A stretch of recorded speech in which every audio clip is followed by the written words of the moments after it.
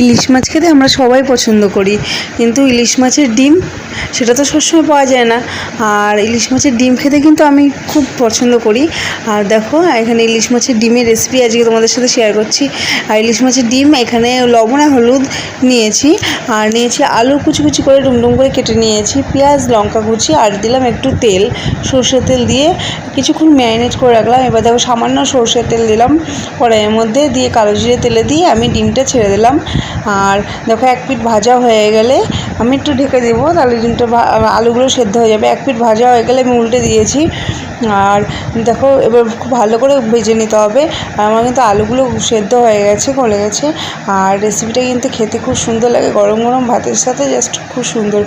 আর দেখো রেসিপিটা তৈরি হয়ে গেছে। রেসিপিটা কেমন লাগলো জানিও। আর রেসিপিটা যদি ভালো লাগে থাকে অবশ্যই কিন্তু লাইক কমেন্ট শেয়ার, চ্যানেলটিকে সাবস্ক্রাইব করো। আজকের মধ্যে এটুকুই, টাটা।